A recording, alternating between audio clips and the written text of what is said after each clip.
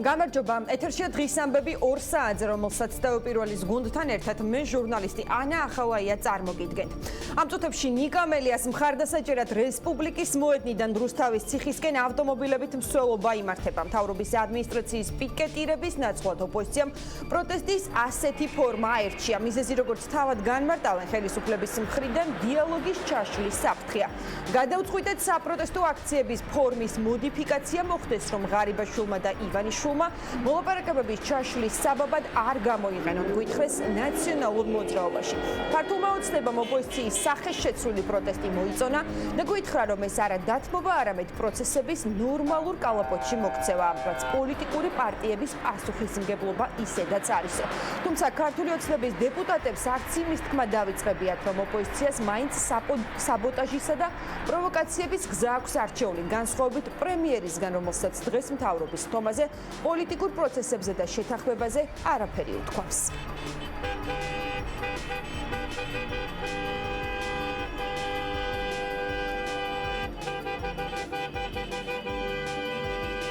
რა თქმა უნდა, ჩვენს მოსახლეობას ძალიან ბევრი პრობლემა აწუხებს.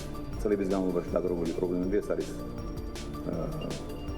ყველა მიმართულებით არსებული გამოწვევები და სწორედ ჩვენი ერთიანი ძალისხმევით, რა თქმა უნდა, ძალიან სწრაფად შემდგომი წლების განმავლობაში ამ პრობლემების გადაჭრაზე უნდა იყოს მიმართული ჩვენი მთავარი აქცენტი და არა უსაგნო უშინაარესო პოლიტიკურ კინკლაუბაზე და ასე ვთქვათ უთირდაპირისპირებას. ჩვენი ამოცანა იქნება, რაც შეიძლება სწრაფად თითოეული მიმართულებით, თითოეული სექტორის დარგის მიმართულებით დაიდოს კონკრეტული გრძელვადიანი განვითარების გეგმა.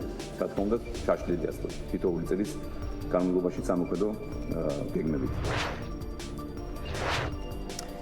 შეთანხმებაზე საუბრისგან განსხვავებით დღეს პრემიერმა ღარიბაშვილმა რატომღაც გაიხსენა ანაკლის პორტის მშენებლობის საკითხი და გვითხრა, რომ ხელისუფლება სწორედ ამ პორტის მშენებლობისთვის ინვესტორს ეძებს. ჩვენმა ხელისუფლებამ როგორც აღმასრულებელი საკანონმდებლო დონეზე გამოუცხადა ანაკლის პორტის პროექტს სრული მხარდაჭერა. მე შევახსენებ საზოგადოებას, რომ მე-9 მოწვევის პარლამენტმა საქართველოს კონსტიტუციაში შეიტანა ანაკლის მაზლოვანი პორტი როგორც განსაკუთრებული პრიორიტეტი. არაერთხელ გადავადა ძირითადი და სხვადასხვა ვალდებულებები, მათ შორის ძირითადი ვალდებულებები გადავადა 3-ჯერ. ასევე მთავრობამ გამოისყიდა გადასცა ინვესტორს 58 მილიონი ლარის ღირებულების საინვესტიციო ტერიტორია. ჩვენ ავიღეთ პორტთან დამაკავშირებულ გზისა და რკინიგზის მშენებლობის ვალდებულებაც. ასევე გზების დეპარტამენტს ეს პროექტი უკვე მზად აქვს.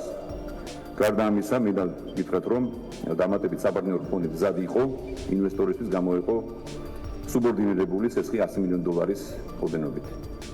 იმ პირობით, რომ ინვესტორი შეძლებდა აღებული ვალდებულების შესრულებას. თუმცა მოგეცემათ, რომ სამწუხაროდ ინვესტორმა ვერ შეასრულა ნაგზის ვალდებულებები, მათ ვერ შეძლეს საჭირო კაპიტალისა და 400 მილიონი დოლარის ოდენობის სასისხლო დაფინანსების მოძიება. ჩვენ ახალი პოტენციური ინვესტორის შერჩევის პროცესს დავიწყეთ უახლოეს მომავალში. ეკონომიკის სამინისტროს შესაბამისი სატენდერო სააგენტო ტენდერის გამოსაცხადებლად დაიწყებს კანონით გათვალისწინებულ პროცედურებს, რაც ასევე მნიშვნელოვანი არის დაიქირავებს საერთაშორისო კონსულტანტს, რომელიც დახმარებას გაგვიწევს ინვესტორის შერჩევის პროცესში. რატომ გაახსენდა ირაკლი ღარიბაშვილს ახლა ანაკლის პორტი, რატომ არაფერი ახსენა ოპოზიციაზე და როგორია თავად ოპოზიციის გეგმა, რომელმაც პროტესტი ფორმა უკვე შეცვალა. ამაზე ვისაუბრებ დღეს გადაცემაში, მანამდე კი დავუბრუნდებით იმ მსვლელობას, რომელიც როგორც გითხარით ამ წუთებში იმართება. ეს ავტომობილების კოლონა დაიძრა რესპუბლიკის მოედნიდან, ისინი მიემართებიან რუსთავის ციხისკენ ნომერ მე-12 პენიტენციური დაწესებულებისკენ, სადაც ნიკა მელია იმყოფება და სწორედ იქ სასჯელ აღსრულების დაწესებულებასთან გამოუცხადებენ ოპოზიციის ლიდერები და მათი მხარდამჭერები სწორედ პროტესტის ამ ფორმით ნიკა მელიას სოლიდარობას. დღეს მე მაყურებელს კიდევ ერთხელ შევახსენებ, რომ დაგეგმილი იყო პიკეტირება მთავრობის ადმინისტრაციის, თუმცა მოლაპარაკების მიზეზის გამო, როგორც თავად ოპოზიცია განმარტავს, მათ აქციის ფორმირება მოახდინეს და პიკეტირების ნაცვლად იმართება სწორედ ეს ავტომობილების მსვლელობა. ამ კადრს ჩვენ დავტოვებთ პირდაპირ ეთერში, მანამდე კი დავიწყებთ სტუმრებთან საუბარს. ჩვენი გადაცემის პირველი სტუმარი იქნება ბატონი გიორგი ბარამიძე, ის არის ნაციონალური მოძრაობის ერთ-ერთი ლიდერი, რომელიც ახლა იმყოფება სწორედ რუსთავის იმ ციხესთან, სადაც ნიკა მელია არის. მოგესალმებით, ბატონ გიორგი, მადლობას გიხდით იმისთვის, რომ იღებთ გადაცემაში მონაწილეობას. პირველი კითხვა მექნება კონკრეტულად თქვენი პოზიცია როგორია იმ გადაწყვეტილებაზე, რასაც ქვია პროტესტისთვის ფორმის შეცვლა, რომ აი პიკეტის ნაცვლად ავტომობილების კოლონით გავაპროტესტოთ, ეს ყველაფერი და სოლიდარობა გამოვუცხადოთ ნიკა მელიას. თქვენ იზიარებდით თუ არა ამ პათოს თქვენი თანაპარტიელებს? მოგესალმებით. პირველ ყოვლისა თქვენის ნებართვით დიდი ალბათობით შეიძლება ნიკა უყურებდეს ამ ეთერს და მინდა მას პირდაპირ მივესალმო და მივმართო, რომ ჩვენ ვამაყობთ შენით, ჩემო ნიკა, შენ ნამდვილი ლიდერი ხარ, გონიერი, მამაცი, მტკიცე, გაბედული, დიდი პატრიოტი და კარგი მეგობარი, კარგი თანამებრძოლი და ნამდვილი მართლაც ლიდერი, უკვე არა მარტო ნაციონალური მოძრაობის, არამედ სხვა ოპოზიციური პარტიების წარმომადგენლების დიდი პატივისცემა დაიმსახურე შენი ვაჟკაცობით და შემართებით.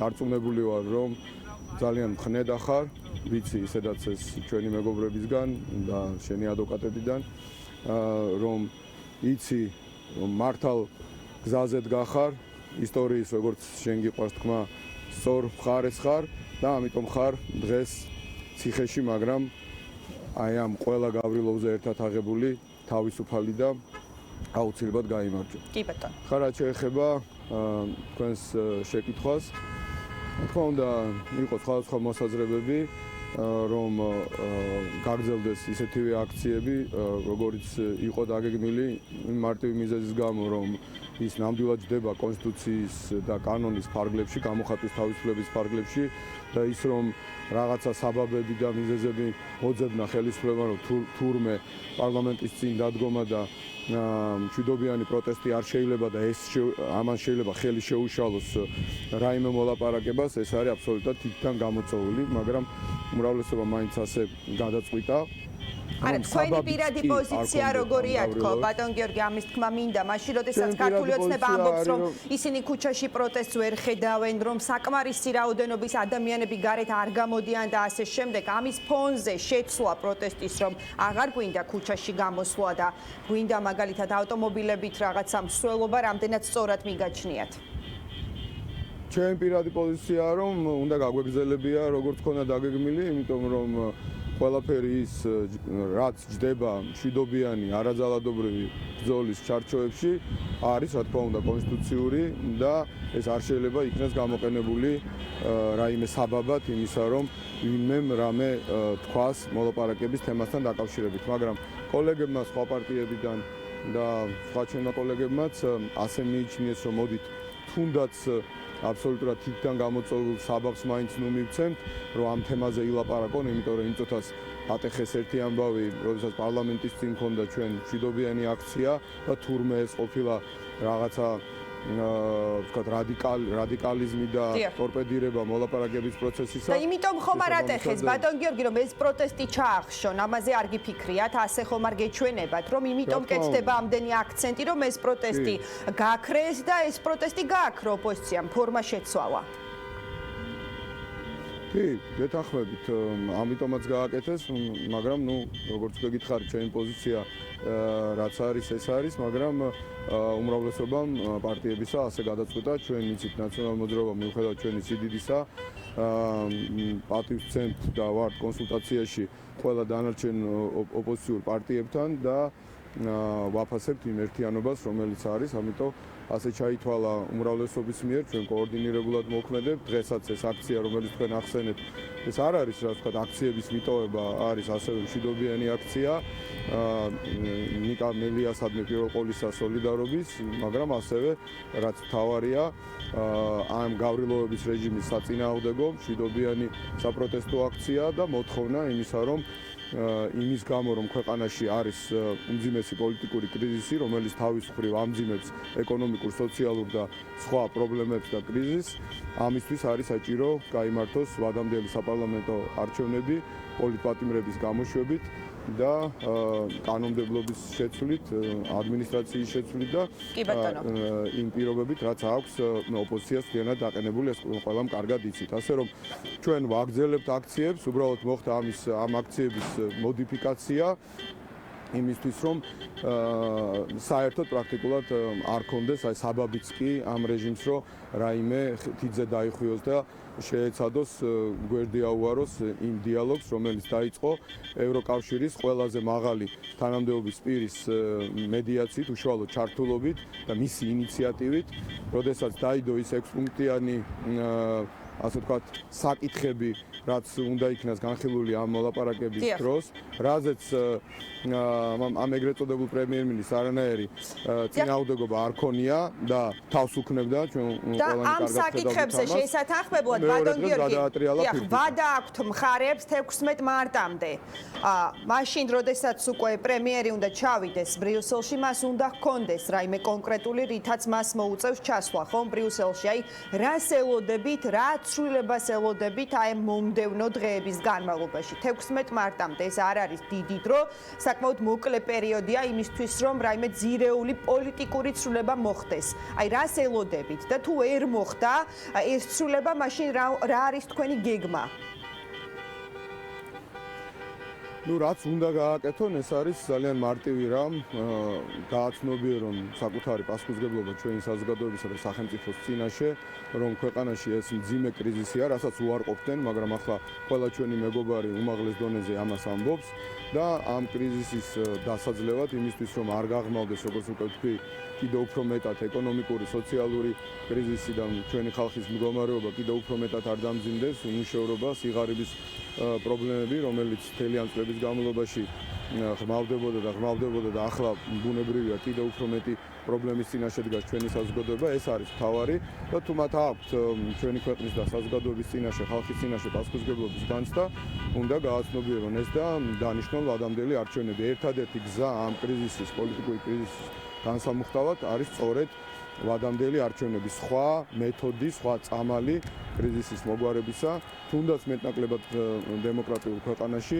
არ მოგონილა და ეს არის ერთადერთი სწორი გზა, რა თქმა უნდა, პოლიტპატიმრების გამოშვებით, იმიტომ რომ წინააღმდეგ შემთხვევაში მაშინ რა არჩევნებზე და რა თავისუფალ ნების გამოხატვაზეა საუბარი და ბუნებრივია რომ დავაზუსტოთ, ბატონ გიორგი, ანუ 16 მარტამდე უნდა მოხდეს პოლიტპატიმრების გათავისუფლებაც, რომ შემდეგ უკვე დიალოგის გაგრძელების რესურსი არსებობდეს? დიახ, პოლიტპატიმრები უნდა იქნეს გათავისუფლებული და უნდა იქნეს გამოხატული მზადყოფნა ვადამდელი არჩევნებისა. ბუნებრივია ეს მოლაპარაკების თემა და ისიც კარგად გვესმის ჩვენ ამ შემთხვევაში ოპოზიციურ პარტიებს, რომ ეს უნდა მოხდეს პაკეტში, კომპლექსურად და ორივე მხარემ უნდა გადადგას ერთმანეთის მიმართულებით ნაბიჯი და ორივე მხარემ უნდა გამოხატოს მზადყოფნა აი ამ კი ბატონო, აი რა არის ის ნაბიჯი, რასაც თქვენ გადადგამთ ოპოზიცია როგორც მეორე მხარე?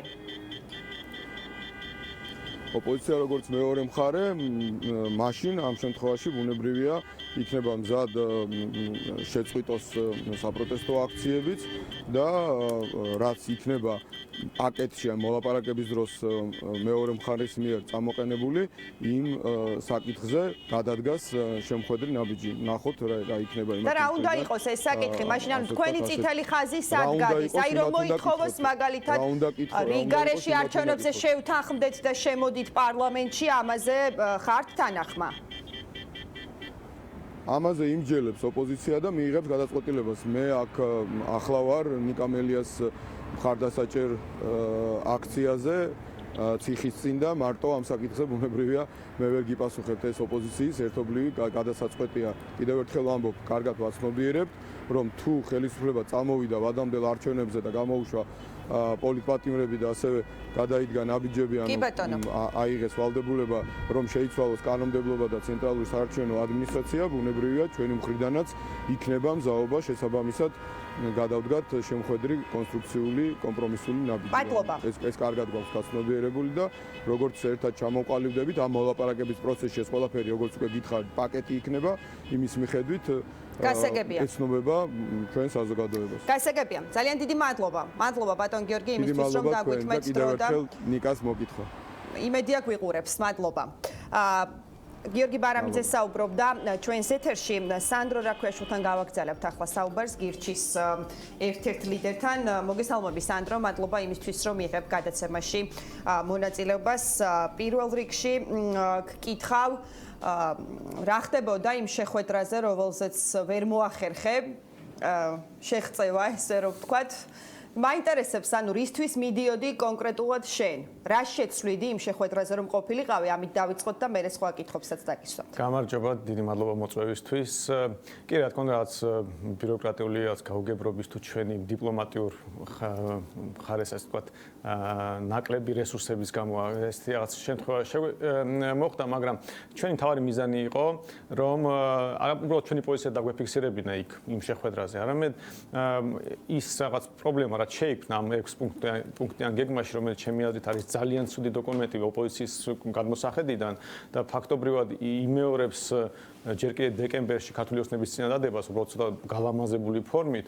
აი ესეთი დოკუმენტის წინააღმდეგ ვიქნებოდით საბოლოო ჯამში, მინიმუმ ვესწრებოდით ის მონაპოვარი, რაც უკვე გვაქვს ფასილიტატორებთან, რომ საარჩევნო სისტემის რეფორმასთან კი, მათ შორის დაკავშირებით. კონსტიტუციური ცვლილებები, სადაც 0-დან 3%-მდე მაინც ეწერა, ანუ ჯერ კიდევ იყო რაღაც შანსი იმის, რომ მიგვეღწია ბუნებრივი ბარიერი, ეს ყველაფერი რაღაც დაიმალა, გასაგებია რომ რაღაცები იგულისხმება, მაგრამ ეს ხო, მაგრამ იქ ნათქვამია მხოლოდ ამბიციური საარჩევნო რეფორმა და არ არის ჩაშლილი რა იგულისხმება. ხო, ინტერპრეტაციის საშუალებას იძლევა. კი და ეს უკან გადმული ნაბიჯია. დავჭირდება მინიმუმ ერთი მოლაპარაკება, რომ ისევ კონკრეტიკა შემოვიტანოთ ამ დოკუმენტში. კარგით, ნახეთ სანდრო, ესეთი მოცემულობა გვაქვს. თქვენ სამწუხაროდ ვერ მოხვდით იმ შეხვედრაზე და ალბათ ამ პუნქტებშიც ვერაფერს ვერ შეცვლით, რომელიც თავად როგორც ვიცით, შარლ მიშელმა შეადგინა. თუმცა, როდესაც ახლა მე ოპოზიციის წარმომადგენლებს, ასევე მაგალითად ბატონ გიორგი ბარამიძეს ვეკითხებოდი, რომ კომპრომისი რას ქვია და შეთანხმება, როდესაც ორივე მხარე რაღაცას თმობს, ხომ? ვიცით რა დათმობას ელოდებიან ქართული ოცნებისგან, მაგრამ როდესაც დავსვი კითხვა, რომ აი რას თმობს ოპოზიცია, მითხრეს, რომ ჯერ ვერ ჩამოვყალიბდითო. რა უნდა დათმოს თქვენი შეფასებით ოპოზიციამ? რა აქვს ახლა ოპოზიციას დასათმობი? რა უნდა შესთავაზოთ ქართულ ოცნებას ისეთი, რომ ქართულმა ოცნებამ გითხრათ, რომ ოკეი, მოდი დავნიშნოთ რიგ გარეშე არჩევნები. აი რა წარმოგიდგენიათ ესეთი? პირველ რიგში ალბათ დასაზუსტებელია მეოთხე და მეხუთე პუნქტები, სადაც წერია მაგალითად მეოთხე პუნქტში წერია საგამოძიებო კომისია, საპარლამენტო კომისია. რაც თავისთავად კითხვებს აჩენს, იმიტომ რომ თუ კომისიაზე თანხმდება ოპოზიცია, მაშინ გაურკვეველია რა ვადამდელ არჩევნებზეა საუბარი, ხო? ანუ ჯერ კომისია უნდა იყოს და მერე ვადამდელი არჩევნები ამ ლოგიკით. ან ერთი ან მეორე. ანუ არ შეიძლება ერთდროულად ამაზე დავთანხმდეთ. ეს ერთი ნაწილია, რომელიც კითხვებს აჩენს. და მეორე უკვე ჭორების დონეზეც გადის, რამდენიმე კომენტარიც იყო საჯარო სივრცეში გაკეთებული, რომ ფაქტობრივად აქტუალიზაცია ისე მიენიჭა იმ წინადადებას, რომელიც ჩვენ გვქონდა ჯერ კიდევ დეკემბერში და თავაზობდით ოპოზიციას გამოგვეყენებინა ადგილობრივი არჩევნები, როგორც აი პლებისციტის ფუნქცია მიგვენიჭებინა და ზუსტად ამაზე საუბრობ და ეს იკვეთება დოკუმენტიდანაც, ხო, იმიტომ რომ პოტენციური ვადამდელი არჩევნები მიბმულია ადგილობრივ არჩევნებზე. ზადება ხო თვითმმართველობის არჩევნებისთვის. ინდა მე მგონი ეს კარგი გამოსავალი რომელიც ეს გაიგეთ როგორც აი მოგწონს ის იდეა რომ მაგალითად თვითმმართველობის არჩევნების შედეგების მიხედვით გადავწყვიტოთ უნდა იყოს თუ არა რიგარეში არჩევნები. ბუნებრივია ჩვენ ამბობთ რომ ეს ისეთი ალტერნატივაა რომელიც ყველა მხარეს აწყობს საბოლოო ჯამში ამა თუ იმ ფორმით და რაც თავარია კომენტარებიდან ჩანს რომ ამაზე უკვე ოპოზიციაში დისკუსია იყო ანუ არ ვიცი ქართული ოცნება აი ვისი კომენტარიდან დაინახეთ როგორც მახსოვს გუშინ უგულავას კომენტარი იყო ამდაგვარი რომ ამას არ ვეთანხმებითო და მე მგონი სტრატეგია აღმაშენებლის რომელიღაც ლიდერმაც ასევე გააკეთა ამ თემაზე კომენტარი. კი ბატონო, ნახეთ ბატონ სანდრო რა მინდა გკითხოთ თქვენ ამბობთ რომ იმ შეხვედრაზე ერთ-ერთ მთავარ იდეად განიხილებოდა ის რაც გეკუთვნოდა თქვენ იმ შეხვედრაზე რომელსაც თქვენ არ ესწრებოდით. მე სამწუხაროდ ჭორების დონეზე გამოვიდა ეს ხო? ამიტომ პირდაპირ მტკიცებულება არ რომ გავეშვათ, მე მაინტერესებს აი დღეს მიმდინარე პოლიტიკურ პროცესში სად არის გირჩი, რას აკეთებთ მოკლედ? ჩვენ აი პროცესებს მიღმა ხომ არ აღმოჩნდით თქო, მოდით პირდაპირ ამას გკითხავთ. ფაქტობრივად თუ დავაკვირდებით როგორ ვითარდება მოვლენები, ჩვენ ყოველთვის ვიკავებთ იმ პოზიციას, რომელიც საბოლოო ჯამში ხდება აქტუალური. მაგალითად ჩვენ რომ საუბრობდით სწორედ ერთი თვის წინ რომ დავიწყეთ საუბარი, რომ ჩვენ ჭირდება შერიგება და მაშინ რაღაც არასერიოზულად იყო აღქმული ბევრის მხრიდან, ხო? ხო, მაგრამ ხო შეიძლება ესენი ისე შერიგდნენ ბატონ სანდრო, რომ თქვენ ისევ პროცესების მიღმა დარჩეთ. ესენი ჩვენს გარეშე უნდა შერიგდნენ ბუნებრივია ჩვეულებრივია, იმიტომ რომ ჩვენ აღვეჩხუბებით აქეთ ხართ. თქო ამ დროს ესენი ჩხუბობენ არ ხართ და რო შერიგდებიან სად იქნებით? ჩვენ ვიქნებით ის ძალა, რომელიც ყოველთვის მიაწოდებს საზოგადოებას თუ ჩვენ კოლეგებს ოპოზიციიდან და ქართული ოცნებიდან იმ იდეებს, რომელიც დაეხმარებათ, რომ უკეთეს განწყობა მივიღოთ. თუ დააკვირდებით, ჩვენ სულ ამ როლს ვასრულებდით არჩევნებამდე და არჩევნების შემდეგ ჩვენ ვასწრდით გამოსავალს, საუკეთესო გადაწყვეტილებებს. შეიძლება რაღაც მომენტში არ დაგვიჯერონ, გვეჩხუბონ, მაგრამ ადრე თუ გვიან მაინც აქეთკენ ბრუნდებიან. ამიტომ ჩვენ ეს ფუნქცია გვაქვს, გასაგებია რომ პარტია რომელსაც ყავს მხოლოდ 4 დეპუტატი. ლოკალურ ფასილიტატორებად ჩამოყალიბდით, როგორც პოლიტიკური პარტია, ესე უნდა გავიგოთ. როგორც კი ამორჩეული დაინახავს, რომ საბოლოო ჯამში ჩვენი პოზიცია ყოველთვის ასე თუ ისე იყო გადამწყვეტი, იყო საბოლოო ჯამში ის რაც შეარიგა თუ გამოიყვანა პოლიტიკური კრიზისიდან ქვეყანა, როგორც კი ეს მოხდება, მაშინ გასაგებია რომ ჩვენ შემდეგ წინადადებას უფრო მეტი წონა გავუშვება და ეს არის ჩვენი მიზანი. გარდა იმისა, რომ ჩვენ სიამდვილეში მართლა ვემზადებით მომავალი არჩევნებისთვის, როდესაც არ უნდა ჩატარდეს და რა ფორმითაც. თვითმმართველობის არჩევნებისთვისაც მათ შორის. თვითმმართველობის არჩევნები იმედია მანამდე თუ კრიზისი გადაწყდება და ჩვენ არ ვიქნებით ბოიკოტში, მაშინ რა თქმა უნდა აქტუალური იქნება, თუმცა ჩვენ იმასაც ვითვალისწინებთ, რომ ჩვენ რომ დავაკვირდეთ პოლიტიკურ პროცესებს, ისე გამოვიდა, რომ ამ არჩევნებმა, ოქტომბრის არჩევნებმა ძალიან ბევრი რამ გამოაშკარავა. ჩვენ დავინახეთ, რომ ძალიან დიდი ნაწილი ამორჩეულის უბრალოდ მოტყუებული დარჩა. აი მაგალითად პატრიოტთა ალიანსი, პრორუსული ამორჩეველი აძლევდა ხმას ამ პარტიას და ეხლა ამ პარტიის სახელით ზიან სხვა ხალხი, რომელიც ამბობენ, რომ ევროპელები არიან. ევროპული საქართველო აღარ არსებობს ფაქტობრივად პოლიტიკურ სივრცეში. ჩვენ დავკარგეთ ლიდერი. გაიყავით ბატონ სანდრო, ხო გირჩსაც მისცენ ხმა, მაგრამ ეხლა გირჩი მეტი თავისუფლება მიიღეს ამიტომ. ჩვენთვისაც მნიშვნელოვანია, რომ საბოლოო ჯამში ყველას თავისი ლეგიტიმაცია ჰქონდას, ხო ზურას თავისი, ჩვენ თავისი და არ იყოს გაუგებრობა. ისევე ირმაინაშვილსაც თავისი მაშინ. ბუნებრივია, იგივე პრობლემა აქვს ქართულ ოცნებას, იგივე პრობლემა აქვს ნაციონალურ მოძრაობას, ლელოსაც, იმიტომ რომ მესამე ნომერი ფაქტობრივად არის უსუფარშვილი ამ შემთხვევაში პოლიტიკაში ჩართული და ამიტომ ამბიციები გიორგი ვაშაძის მაგალითად პრემიერობაზე ეხლა სხვანაირად გამოიყურება. ამიტომ ჩვენ სიამოვნებაში ძალიან ბევრი რაღაც დავინახეთ ამ არჩევნების შემდეგ და სრულიად ლეგიტიმური იქნება თუ წესიერი გარემო შევქმნით. ხო, კონსტიტუცია შევცვალეთ, კანონმდებლობა შევცვალეთ, ზოგადად შევრიგდით და აღარ გვეშინია ვადამდელი არჩევნების. აი თუ ეს პირობა იქნა მიღწეული, მე მგონი პირიქით კარგი იქნება ვადამდელი არჩევნები, რომ ყველამ თავისი ლეგიტიმაცია მიიღოს და თავისი ლეგიტიმაციით იმუშაოს მერე პარლამენტში. ამიტომ ჩვენ ამისთვის ვემზადებით, იმიტომ რომ ჩვენ მაგალითად ერთ-ერთი პარტია ვართ, ვინც პრაიმერის ატარებს და პრაიმერის ჩვენ უნდა ვიყოთ ამისთვის მზად. ეს არის მარტივი საქმე და ჩვენ აი ახლა უკვე ვიწყებთ მზადებას ამისთვის, რომ მინიმუმ ზაფხულში ვიყოთ მზად აქტიური საარჩევნო კამპანია ვახორციელოთ. მადლობა ბატონ სანდრო იმისთვის რომ მიიღეთ გადაცემაში მონაწილეობა. სანდრო რაქვიაშვილი საუბრობდა პირდაპირ ეთერში. ახლა კი ვბრუნდებით სტუდიაში ქალბატონ ნინოსთან. მოგესალმებით ქალბატონ ნინო, მადლობას გიხდით იმისთვის რომ მიიღებთ გადაცემაში მონაწილეობას. გუშინ წინ გააკეთეთ ჟურნალისტებთან ქალბატონ ნინო ესეთი განცხადება, რომ თუ ხელისუფლების მხრიდან გადმოითქმევა ნაბიჯები, ისინი გაითვალისწინებენ ევროპელი მეგობრების თხოვნასაც შეიძლება გარკვეული კორექტირება ამ რამდენიმე მცირე მასშტაბიან აქციის ჩატარებაში შევიტანოთო. თუმცა ეს შეიძლება არ შეეხოს 13 რიცხვზე, მაგრამ ამას აღარ აქვს უკვე მნიშვნელობა. დღეს მივიღეთ კორექტირებული აქცია და მაინტერესებს რა ნაბიჯები დაინახეთ თქვენ ხელისუფლებისგან გადმოდგმული. ან სანამ ამ გადასვლას გავაკეთებ თქვენ შეკითხვაზე, არ შემიძლია არ ვთქვა ერთი, ესე ვთქვათ, ხელისუფლების მისამართით. მე ხა გარკვეულწილად დამაგვიანდა თქვენს ეთერში, დამაგვიანდა იმიტომ, რომ მთელი ქალაქი დგას. მე არ ვიცი უბრალოდ რა ხდება, მე მართლა მაინტერესებს ხელისუფლებას მიმართო კითხვით, იმიტომ რომ გასაგებია, რომ საცობებია, გასაგებია, რომ ქალაქი ასე ვთქვათ, გაიზარდა, მაგრამ რას აკეთებს ხელისუფლება მაშინ, როდესაც ვიწრო ქუჩაზე, რომელიც ორმხრივია, ორივე მხარეს მანქანების სადგომია პრაქტიკულად. და იქ უბრალოდ ფიზიკურად შეუძლებელია თუ რომელიმე მიმართულებით მამოძრავე ტალღამ არ დაუთმო მეორე მიმართულებას გზა. ანუ რას ფიქრობენ საერთოდ ქალაქს პატრონი ყავს, არ ყავს, ქვეყანას პატრონი ყავს, არ ყავს, როდესაც დედაქალაქი პრაქტიკულად გაჩერებულია. მე მართლა არ შემიძლია ხახშფოთების გარეშე ვილაპარაკო, იმიტომ რომ ვიცი რომ იცით რომ არასოდეს არ ვაგვიანებ, ყოველთვის ესე ვთქვათ, უფრო მე დროს ვიღებ, ვიდრე საჭიროა, ვიცი რომ თქვენ ღელავთ, მაყურებელი გადაცემას ელოდება და უბრალოდ აი ვერ წარმოიდგენთ, ეხა მარშრუტები ამდენი დროც არ არის ეთერში, მარშრუტი რომ აგიხწეროთ ვაკის პარკიდან აქამდე მოსვლას რა დაჭირდა და რამდენი შემოვლითი გზა გავიარეთ და ყველა შემოვლითი გზა ჩაკეტილია. მიხედეთ უბრალოდ მიხედეთ მენტორული ტონით რომ გველაპარაკებით ვერც ერთი პრობლემა რომ ვერ მოაგვარეთ ქვეყანაში რა ვაქცინაციის პრობლემა უნდა მოაგვარონ ანა ამათმა ელემენტარულად ქალაქში მოძრაობის პრობლემა ვერ დაალაგეს აქ არ არის ლაპარაკი იმაზე რომ გასაგებია მეგაპოლისია ჩვენი ქვეყნის მასშტაბით თბილისი და გასაგებია რომ რაღაცა ტიპის საცობები იქნება მაგრამ შეიძლება ერთნაირად იყოს ქალაქი დაკეტილი პიკის საათის დროს და ჩვეულებრივი მოძრაობის დროს ნუ აღარაფერს ვლაპარაკობ იმ მარაზმზე რა დღეშიც არის ხალხი და მოსახლეობა და დანევროზებული ისედაც ხალხი როდესაც 9 საათზე კომენდანტის საათია ვაკეთებთ იმას, სწორედ, რაზეც ახლა თქვენ შეკითხვა დამისვით, იმიტომ რომ ხელისუფლება ნამდვილად უნდა შეიცვალოს.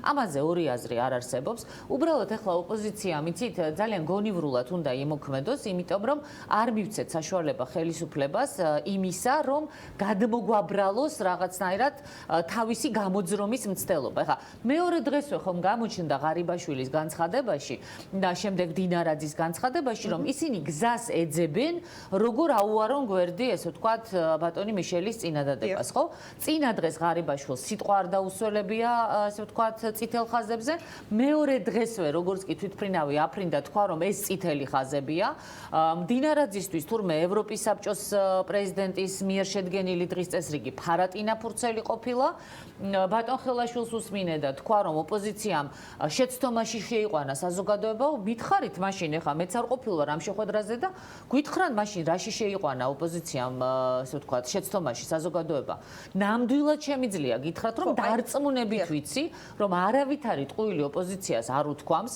არაფერში შეცდომაში ხალხი არ შეუყვანია რა წინადადებებიც ბატონმა მიშელმა მოიტანა იმ წინადებებზე ვლაპარაკობ ქალბატონინო რომ გითხოთ რომ აი ხელისუფლების მხრიდან ვერანაირი ცვლილება ვერ დავინახეთ პირიქით რიტორიკა შეიცვალა ღარიბაშვილის და უფრო დამძიმდა ხო მაშინ რომ გვეგონა რომ ცოტა უფრო რბილიერი და ზომიერი განცხადებები მოვისმინეთ რამდენიმე საათში ისევ იგივე ხდებოდა მაგრამ შეცვალა ოპოზიცია შეცვალა იმიტომ რომ ცოტა ესე ვთქვათ ხერხისჯობია ღონესაო ხო იცით რა თქვა შეცვალა იმიტომ რომ თქვენს რომ აი საბაბი არ მივცეთ რომ მოლაპარაკებები ჩაიშალოს და ასე შემდეგ ეს პირიქით ხელისუფლებას ხომ არ აწყობს რომ ქუჩაში პროტესტი გაქრეს არა ქუჩაში პროტესტი არ გაქრება ანა თქვენ ხომ რა თქმა უნდა თქვენ ხომ იცით რომ ჩვენ 13-ში გქონდა აქცია დაგეგმილი ეხლა ვინაიდან ღარიბაშვილი მიდის ესე ვთქვათ ბრიუსელში და ბატონ მიშელს უნდა შეხვდეს კარგით რადგან ესე იგი ლაპარაკია და ნუ გარკვეული ლოგიკა ამაში არის რომ თუ მოლაპარაკებებზე მივდივართ პროტესტის ესე ვთქვათ მწვავე ფორმა ნუ იქნება კი ბატონო გადავიტანეთ ჩვენ ეს აქცია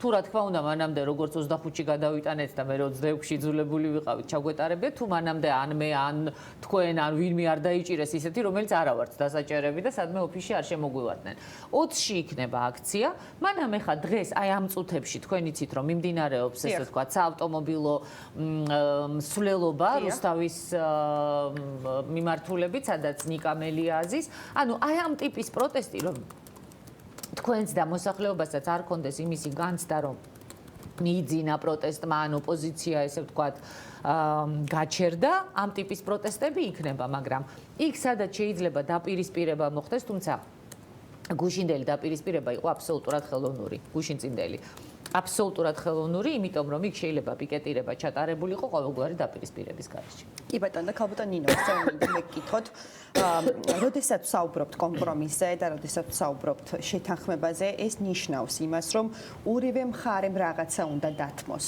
კი ბატონო. ერთის მხრივ, როდესაც ვიცით რა დათმობას ითხოვთ ქართული ოცნების მხრიდან, აი თქვენს ამომრჩეველს ოპოზიციის მხარდამჭერებს აინტერესებთ, რას თქმობთ თქვენ, ოპოზიცია?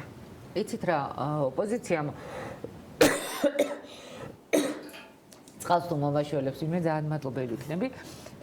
იცით რა, ხა რაშია საქმე? ოპოზიცია ითხოვდა დაუყოვნებლივ არჩევნებს. ჩვენ ამის შემდეგ მათ შევთავაზეთ პლებისციტი. თუმცა ოპოზიციაში ერთობა პლებისციტთან დაკავშირებით არ იყო. ამის და მიუხედავად ჩვენ შევთანხმდით, რომ ვინაიდან ძალიან მნიშვნელოვანია რაღაცა ნაბიჯების გადადგმა ჩვენის მხრიდანაც, ცალკეული ოპოზიციონერების წინადადების და პოზიციის მიუხედავად დავთანხმდით, რომ ეს პლებისციტი ყოფილიყო ჩაწერილი იმ დოკუმენტში, რომელიც რაუნდზე იქნა წარმოდგენილი.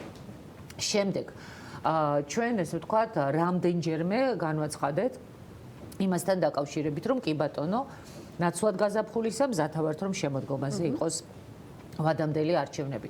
ეხლა პოლიტპატიმრებს ვერ დათმობს ოპოზიცია ანა დამეთანხმებით ხო? მისმის. ანუ რა არის კომპრომისი აი, საერთოდ რა არის რა კომპრომისი უნდა იყოს გონივრული. ანუ რისი დათმობაც ორმხრივიც ხომ ამაზეც შევდო. ორმხრივი, მაგრამ ორმხრივი, რაღაცას. არა, ისინი რატო ელოდებიან ჩვენგან რაღაცას? ჩვენ ხარ გაგვიყალბებია არჩევნები. ხო, მესმის, ვინც არის დამნაშავე, იმათმა უნდა ვინც არის დამნაშავე, ვინც გააყალბა არჩევნები, ვინც შეიყვანა ქვეყანა კრიზისში, პირველ რიგში ის უნდა წამოვიდეს, ესე ვთქვათ, კომპრომისზე და მე კიდევ ვიმეორებ, მე პირადად მიმაჩნდა, რომ საერთოდ პარლამენტი ვერ უნდა შეკრებილიყო. თქვენ გახსოვთ, რომ მე ვლაპარაკობდი, რომ პარლამენტი არ უნდა შეიკრიბოს, და არანაირი ვადამდელი არამედ უნდა იყოს, ესე ვთქვათ, განმეორებითი არჩევნები. კი ბატონო, წავედით ამ დათმობაზე, განმეორებით არჩევნებზე არ ვილაპარაკეთ. მე ვნახეთ რა ვაჭრობები იყო, ხო? ეხლა ძალიან მარტივია, იცით, აი დღეს ამ წუთში რაც მე ვილაპარაკე, ხო? ცოტა ამოვარდით გადაცემის კონტექსტიდან და მართლა ესე ვთქვათ, ყველა დამეწყო იმდენად ავხშფოთ, იმიტომ რომ აბსოლუტური უპატრონობაა ქვეყანაში და ჩვენი ვალდებულებაა, რომ რაც შეიძლება სწრაფად მოხდეს ქვეყანაში ცვლილება, ანა, იმიტომ რომ თუ ქვეყანაში დროულად არ ამუშავდა ყველა სახელმწიფო ინსტიტუტი ნორმალურად. ქვეყანა უმძიმეს კრიზისში აღმოჩნდება და ის რომ სახელმწიფო ინსტიტუტები ნორმალურად არ მუშაობს, ამაზე ლაპარაკობს ყველაფერი, აი დღევანდელი იგივე, აი ეს დღევანდელი კი არა, ამ ბოლო პერიოდის ეს უცნაური საცობები ხო, რომელიც გაუგებარია რატოა. ვაქცინაციის პრობლემა, რომელიც უმძიმესი არის და საზოგადოებისთვის ძალიან შემაშფოთებელია, ხო?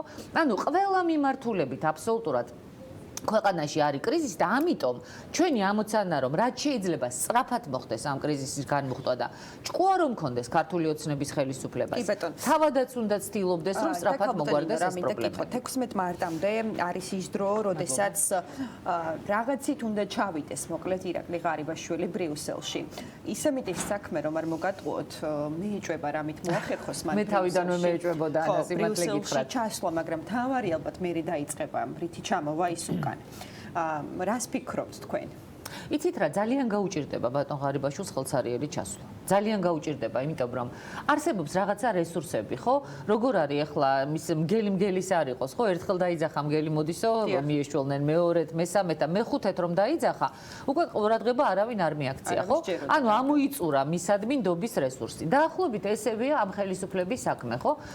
თქვა ხელისუფლებამ რომ პროპორციულ სისტემას, ესე ვთქვათ, მივიღებო. მერე გადაგვაგდო. მერე თქვა არჩევნებს ნორმალურად ჩავატარებო. მერე გადაგვაგდო. მერე თქვა რაღაცაზე შევთანხმდებითო და ამის ნაცვლად ეხლა ევროპელები ბრმები ხო არ არიან არა და იგივე დასავლელი პარტნიორები და არც არავინ არ არის ბრმა, არც დასავლელი, არც აღმოსავლელი, არც სამხრეთელი და არც ჩრდილოელი, ხო? ყველაფერს ხედავს. გამალებული ვაჭრობა რომ იყო პარლამენტში შეთრევაზე დეპუტატების. ამას ხომ ყველა ხედავდა აბსოლუტურად. ამიტომ ამ ხელისუფლების რესურსი არის უბრალოდ ამოწურული და პრაქტიკულად საერთაშორისო თანამეგობრობასთან მათი ურთიერთობის მე ვთვლი რომ ბოლო შანსი იყო ის რაც ბატონმა მიშელმა მათ მისცა. როდესაც ამხელა რანგის ადამიანი ჩამოვიდა საქართველოში, შეხვდა ჯერ ხელისუფლებას, მერე ოპოზიციას, მერე ორივეს ერთად მერე დოკუმენტი დადო თვითონ თავისი ესე ვთქვათ და მისი სტაფის მომზადებული და კიდევ 2 კვირის მერე ამ საკითხს დაუბრუნდებით. ანუ მან პირად კონტროლზე აიღო ეს საკითხი. და თუ ეხლა ღარიბაშვილი იქ ჩავა და მე რამდენი დღეა უკვე ხო? დღეს არის ხუთშაბათი, ხო? ორშაბათი იყო, ხო ეს შეხვედრა? ანუ წარმოგიდგენთ ორშაბათი, სამშაბათი, მეოთხე დღე არის პრაქტიკულად გასული, ორკვირიანი ვადიდან, ორწლიანი ვადა ხომ არ ყოფილა. და 4 დღეა ხელისუფლებისაგან საერთოდ არაფერი არ ისმის აი რიტორიკის გარდა, რომელიც თქვენ აბსოლუტურად სწორად აღნიშნეთ.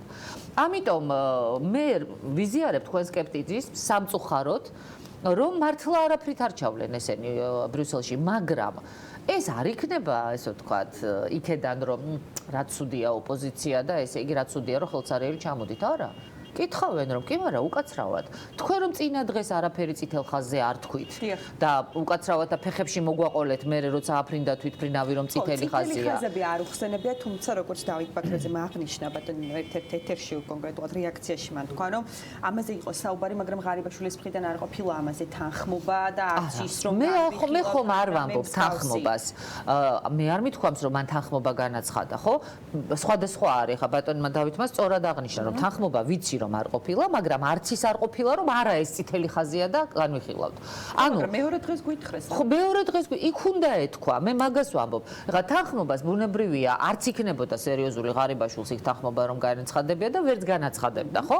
მაგრამ ის ხომ შეეძლო თუ მას გადაწყვეტილი ქონდა რომ ეს წითელი ხაზია, ხომ შეეძლო ეთქვა რომ იცით რა ბატონო მიშელ, მე არ მინდა დღეს არ გამოჩენილა რომ მას ამაზე რაღაც შეიცვალა პოზიცია. რა თქმა უნდა, მას უნდა ეთქვა რომ ბატონო პრეზიდენტო, ბატონი მიშელისთვის ვწუხვარ, მაგრამ მე უნდა დავაფიქსირო პოზიცია, რომ აი ამ ვადამდელ არჩევნებთან დაკავშირებით ჩვენთვის ეს არის წითელი ხაზი. მას ეს არ უთქვი რომ ამ წუთებში თუ არ ცდები უკვე ეს ავტომობილების კოლონა ჩავიდა უკვე რუსთავში ნომერ მე-12 სასჯელახსრობის დაწესებულებასთან, იმ პენიტენციურ დაწესებულებასთან, რომელშიც ნიკა მელია იმყოფება და ეს არის სწორედ მისი მხარდასაჭერი აქცია, არ ვიცი რა იმე ტიპის განცხადება თუ გაკეთდება.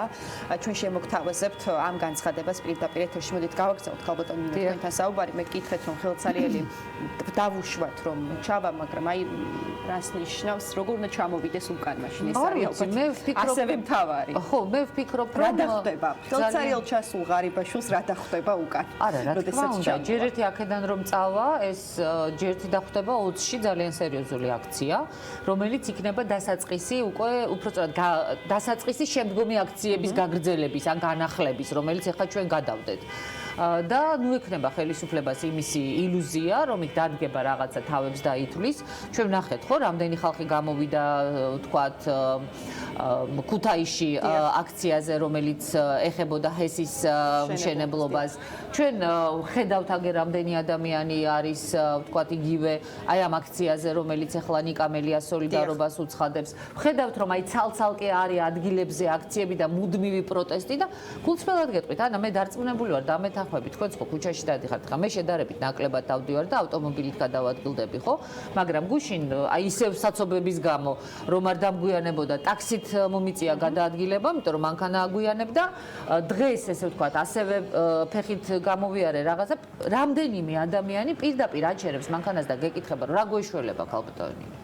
გვიშველეთ რაღაცა, ნუ ჩემი პასუხი არის, რომ იცით რა, ჩვენ ყველაფერს გავაკეთებთ, თქვენი აქტიურეთ და ერთად გამოგვივა. მართალია, მაგრამ მე ეს რატო ვთქვი, იცით რომ განწყობის გამო.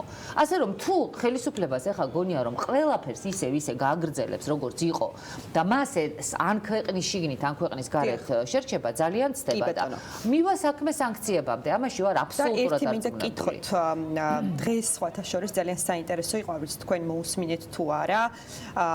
ირაკლი ღარიბაშვილმა დღეს მთავრობის სხდომაზე არაფერი ახსენა მოლაპარაკებებთან და ზოგადად შეთანხმებასთან დაკავშირებით, თუმცა გაახსენდა ანაკლის პორტის მშენებლობის საკითხი და მან თქვა, რომ ეს ძალიან მნიშვნელოვანია ქვეყნისთვის და რომ ინვესტორს ეძებენ. გითხრა ისე თითქოს ხელისუფლებას არ შეუჩერებია ამ პორტის მშენებლობა.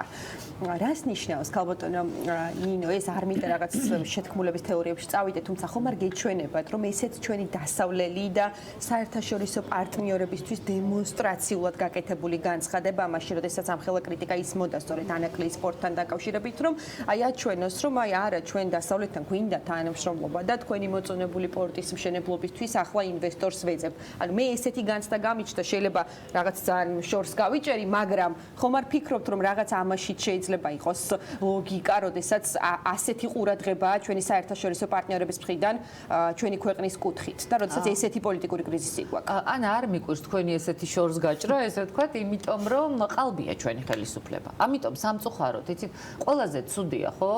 წაღამგელი ვახსენე და რაღაც ფოლკლორისკენ წავედით, ხო, სახელის გატეხოს, თავის გატეხვა ჯობიაო, ხო? ძალიან ყალბები არიან. არ არიან გულწრფელები, არ არიან თანმიმდევრულები, ხო?